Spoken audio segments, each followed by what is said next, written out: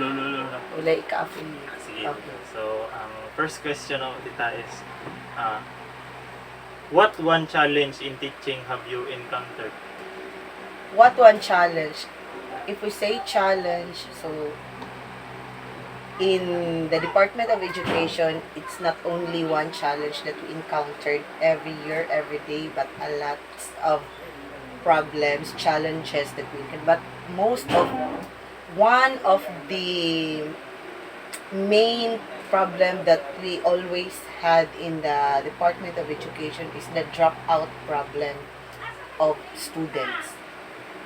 So, how does this problem affect teaching and learning? It really affects since the child is enrolled at you. So, as a teacher, you are accountable of that child. So, kung wala siya in that school, so dako gyud siya apekto sa learning anang bataa. Then, for you as a teacher also, it really affects. Maka-reflect ka at the end of the day nga, unsa ko nga klase pagka-teacher, nga nung na ako'y mga estudyante nga nag-drop out, dili ba sila ganahan sa ako as a teacher? Am I effective? Nganong muundang sila? So, mauna siya, maka-affect din siya sa imuha as a teacher. Thank you. So, ang number 3 is, how did you deal with the identified problems? How I deal it. So, first, contact na ko ang parents. Then, dili gyud tanan nga parents nga na-involve ani mga dropout ilahang anak is kanang strong ang inyong communication kay most of them walay mga gadgets.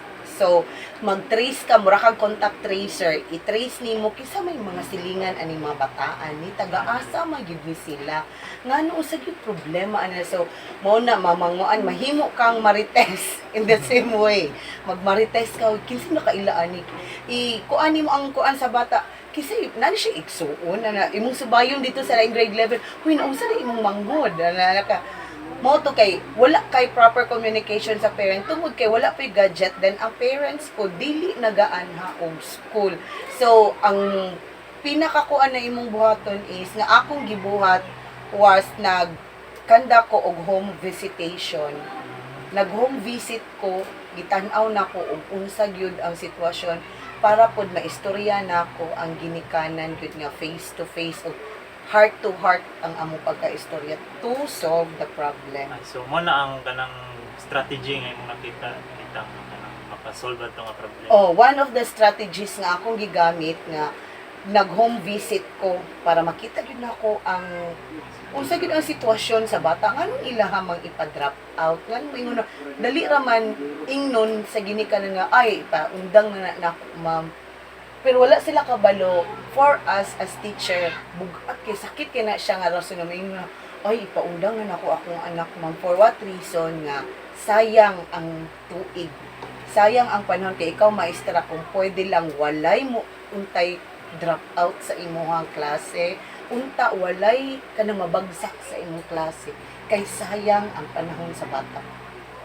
So napoy question dito nga, which of the strategies is the least effective? So, nabagay ka nang hunahon na nga strategy nga dili jud effective mo ana nga.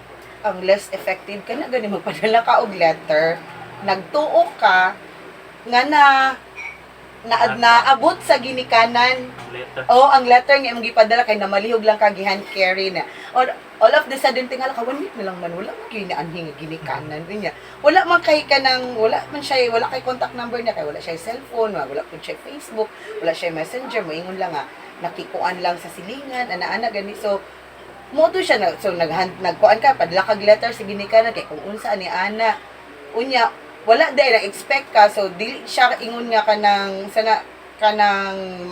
makatabang to siya kanang pinaka-list gyud siya nga pamaagi nimo kay nagtuo ka nga wala di ay so mao na nga ang pinaka-kuan gyud nimo is mag-home visit ka. So ang next natin tayo is, what will you do next school year if you are confronted again with the same problem? So nahimo mo gid na siyang perennial problem, gid na siya kada tuig di gid mawad-an sa imong classroom nga naagyud kay makatunong jud kanang di gid malikayan nga makatunong kag bata nga kanang muundang gyud siya pero sayang man gyud siya no. So mao lang gihapon to nga strategy ang akong gamiton is ang kuan kanang home visit. Oh, kanang ang home visit jud ang pinaka-effective. Next is, what are your learning from this experience? Ang akong learning nga dili dayon ko mo judge. Dili dayon ta mo judge sa bata o sa ginikanan. Ay mao gyud ni silang pamilya nga murag na ana na ganini mo. Ay si kuan ka na sila. Ay kuan gyud na sila kan mao gyud na dili ta mo judge dayon. Ana nila nga family kay we don't know unsa ang ilahang na went through ana nga kana gani nga kung nganong inana sila pero tungod kay unless nga makakita jud ka sa sitwasyon nila makaingon ka ay maudi ay bantog dira makaanak ka. So, ang last dita is, what will you advise to the other teachers who face the same problem as you? Mag home visit gyud. Okay, daghan man kag kuan, daghan kag kanang ma-open up sa imong mind gani nga. Dili ka close na nga mao gyud ni ana.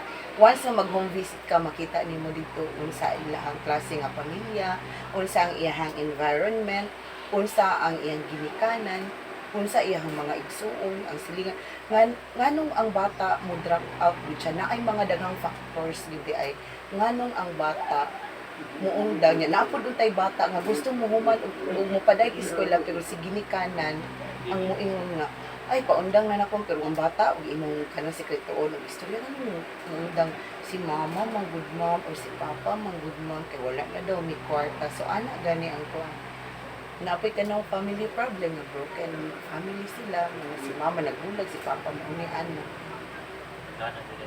uy daghan di kaayo dili gid lalim ang mo extra kay sus dili na lang napagani ng kanang inclusive education kanang bata nga dili nimo bata nga kabalo ka nga murag special na siya special need pero dili nimo siya pwede balibaran.